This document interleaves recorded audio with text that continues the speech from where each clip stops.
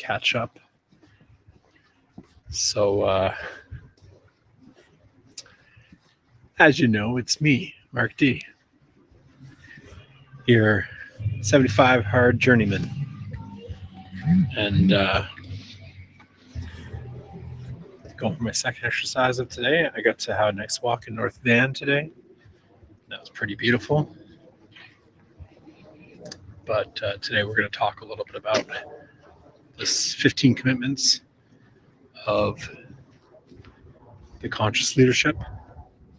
I want to talk a little bit more about feeling all the feelings, because I'm about three or four chapters ahead of that now, 3 commitments ahead. But I think all the feeling stuff really affects me, and I enjoy talking it through and helps me kind of put it together in my brain.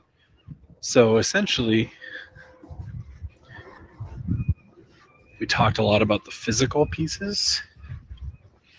What we didn't talk about is how to process.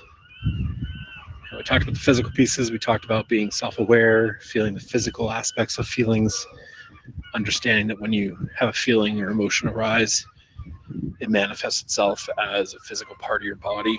It can be in your neck, your tummy, erogenous zone, your arms or your hands.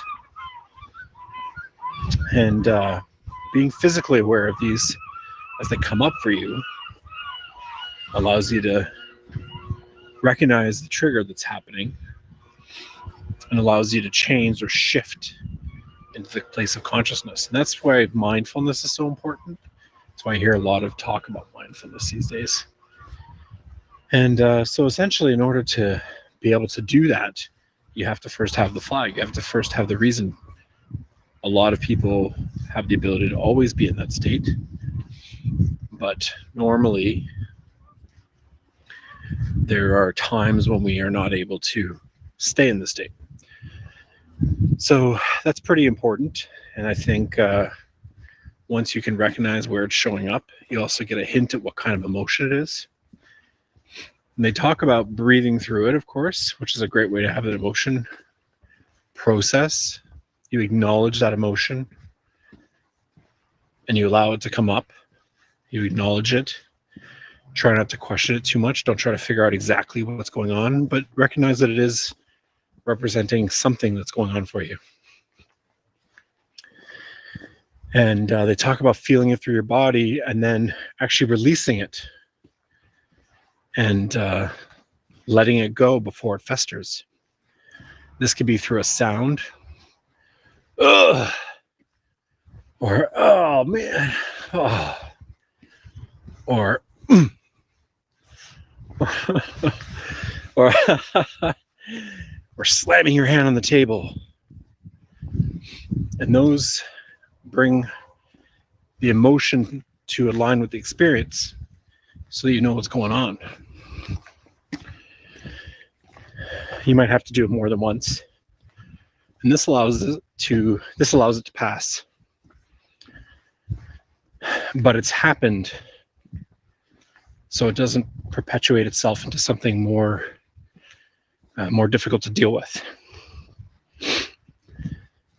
You think after 23 days this damn hill wouldn't make me out of breath? WTF, eh? Fuck.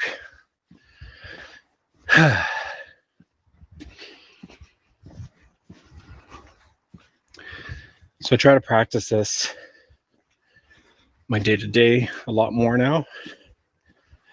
I was already familiar with mindfulness, and there's a lot of similarities, if not complete similarities.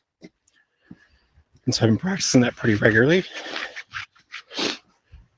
Excuse me. And yeah, just thoughts about where the physical aspect of that comes and allowing an emotion to happen instead of burying it. Oh, I feel like I've been burying emotions for a long part of my life, or numbing them. And it's interesting being in a long-term committed relationship and having children. It's a great way to have a lot of emotions be brought up. So navigating them or knowing how to navigate them is super important. And so I'm excited to keep practicing this and be able to report back on how it's positively affecting me. I think I'm just going to go and do the rest of this walk. Not really feeling the live stream right now. That's okay. But you do know that you can depend on the fact that I love you. I hope you're doing well. And I hope that everything goes okay for you tomorrow and the day after. And when it doesn't, or if it doesn't, I should say, not when it doesn't. Life does have a way of taking turns, but if it doesn't, I know that you have everything you need to manage it, handle it, and come out on top.